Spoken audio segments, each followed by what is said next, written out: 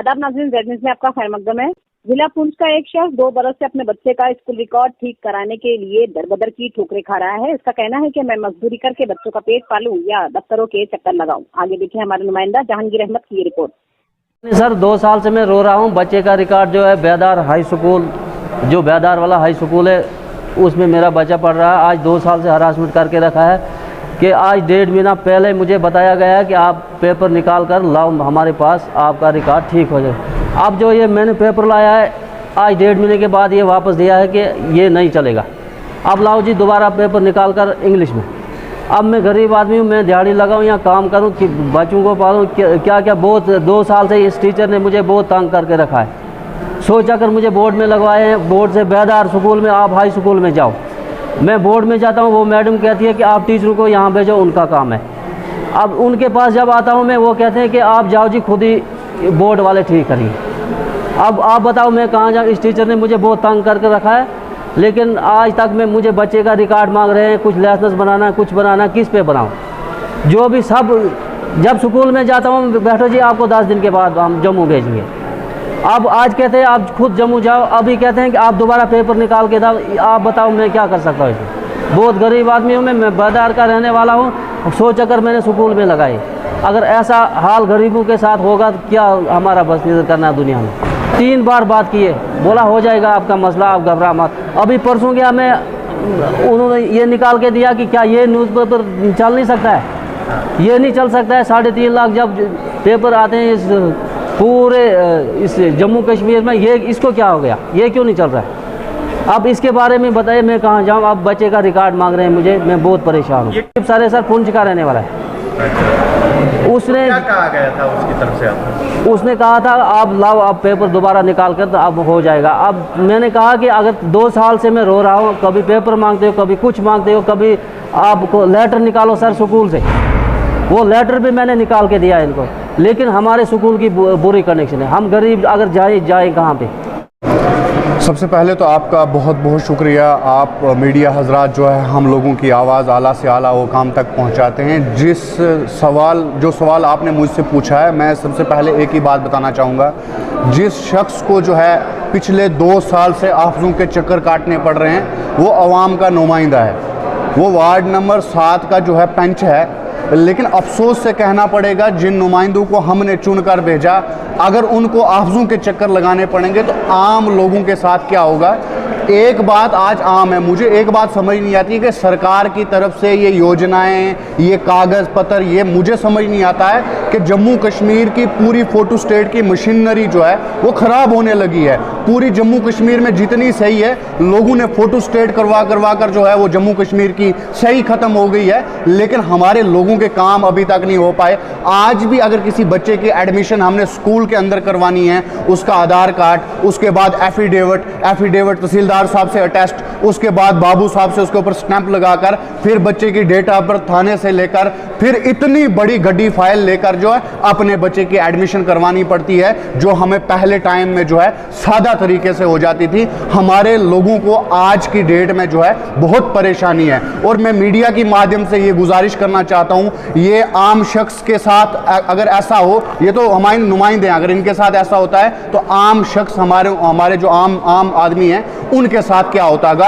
आपके मीडिया के माध्यम से ये गुजारिश करता हूं कि जो भी इस बच्चे का नाम जो है वो गलत है, इन्होंने न्यूज़पेपर में भी दिया, मीडिया में भी दिया, लेकिन मुझे नहीं समझ आती है कौन सी सुरंग निकाल कर ये जो है ये पेपर आएगा जो इस महकमे के पास पहुंचकर फिर ये इस चीज़ को एक्सेप्ट करेंगे और इस बच्चे का नाम जो है वो दुरुस्त करेंगे। 2 साल से हमारे पंच जो है आफजों के चक्कर लगा कर थक चुके हैं। मैं मीडिया के माध्यम से यही गुजारिश करूंगा कि कम से कम महकमे को ये नोटिस दिया जाए, जो ऐसे लोग हैं जिनके बच्चों का नाम जो है वो दुरुस्त करना है, अगर उनको 4-4, 5-5 साल, 2-2 साल चलना पड़ेगा तो ये नाइंसाफी है।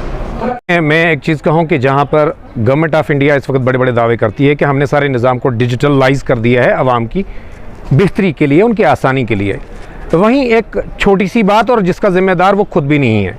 एजुकेशन डिपार्टमेंट में अगर किसी बच्चे को की एडमिशन होती है, 8th क्लास तक उसका नाम ठीक है, 8th के बाद उसका नाम अगर गलत हो जाता है तो उसका जिम्मेदार एजुकेशन डिपार्टमेंट है, स्कूल मैनेजमेंट है, ना कि वो उस पेरेंट्स हैं या वो स्टूडेंट है जिसका नाम गलत हो गया है।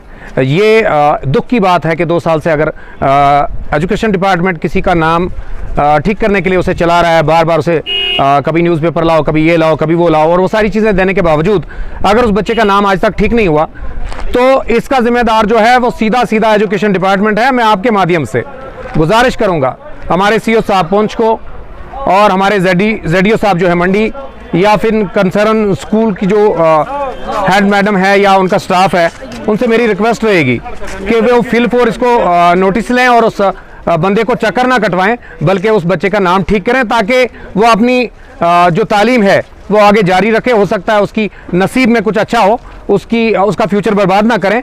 अगर उसके बावजूद एजुकेशन डिपार्टमेंट इसमें संज्ञान नहीं लेता है, फिर लोग जो हैं जब तंग आ जाते हैं वो कोई ना कोई ऐसा कदम उठाते हैं जिससे बाद में एजुकेशन डिपार्टमेंट कहेगा कि हमारे साथ नाइंसाफ़ी हुई है। एजुकेशन डिपार्टमेंट के साथ नहीं, बल्कि ये उस बच्चे के साथ और उसके वालिदैन के साथ नाइंसाफ़ी है। क्योंकि अगर वो करना चाहें तो ये 1 हफ्ते का काम है, या 10 दिन, या 1 महीना। इसका मतलब साफ सीधी सी बात है कि वो करना नहीं चाहते हैं। क्योंकि सीधी सी बात है कि अगर 2 साल से किसी के नाम की करेक्शन नहीं हो रही है तो सीधी सी बात है इसका मतलब वो करना नहीं चाहते हैं। मैं एक बार आपके माध्यम से उनसे गुजारिश करूंगा कि जितना जल्दी हो सके आप उस गरीब बच्चे का नाम ठीक करें। डॉक्यूमेंट्स उसने सारे आपको प्रोवाइड किए हैं जो आपने मांगा है, तो आप गुजारिश ही कर सकते हैं फिलहाल हम। अगर उसके बावजूद वो ठीक नहीं करते हैं, उसके बाद चाहे उन पेरेंट्स को कोर्ट का दरवाज़ा खटखटाना पड़े, जो भी लीगल होगा, जब वो करेंगे फिर वो उनकी कोई नाराज़गी नहीं होनी। स्कूल और प्राइवेट स्कूल में ज़मीन और आसमान का फ़र्क है। अगर फ़र्क नहीं होता तो लोगों के पास पैसे ज़्यादा तो है नहीं, ज़बरदस्ती कोई अगर हों भी तो कोई फेंकता नहीं है। लोगों को क्या ज़रूरत थी कि वो अपने बच्चों को प्राइवेट में डालते। अगर हमारे सरकारी स्कूलों का निज़ाम अच्छा होता, वहाँ पे अच्छी तालीम होती। फ़र्क है, इसमें कोई शक नहीं है, क्योंकि प्राइवेट स्कूल में जिस तरह से मेहनत करके बच्चों को पढ़ाया जाता है और प्राइवेट स्कूल के बच्चे पढ़ लिख कर आगे निकलते हैं और वो टॉप पोजीशन तक जाते हैं, तो सरकारी स्कूलों से क्यों नहीं निकलते हैं? वो हमारे सवालों का जवाब वहीं से आ जाता है कि सरकारी स्कूलों में एजुकेशन है नहीं और होनी चाहिए। मैं आपके माध्यम से गुजारिश करूंगा यूटी एडमिनिस्ट्रेशन से, बिलखुसूस हमारी डिस्ट्रिक्ट एडमिनिस्ट्रेशन से, कि सरकारी स्कूलों को भी उस तर्ज पर बनाया जाए जिस हिसाब से हमारे प्राइवेट स्कूल हैं। क्योंकि प्राइवेट स्कूल के मुकाबले में सरकारी स्कूल के टीचरों को सैलरी 4 गुना ज़्यादा है। उसके बावजूद जो है आप देखें कि प्राइवेट स्कूल का जो टीचर है वो 10 से 15 हज़ार रुपये सैलरी लेने के बावजूद इतनी मेहनत करता है कि उसके यहाँ पढ़ा हुआ बच्चा जो है KS IAS IPS बनता है। लेकिन हमारे स्कूल सरकारी स्कूलों में लाखों रुपए सैलरी लेने के बावजूद टीचर हमारा बच्चा जो है वो 8th मैट्रिक में ही फेल हो जाता है और उसके आगे उसको मजदूरी के सिवा उसके पास कोई चारा ही नहीं रहता है।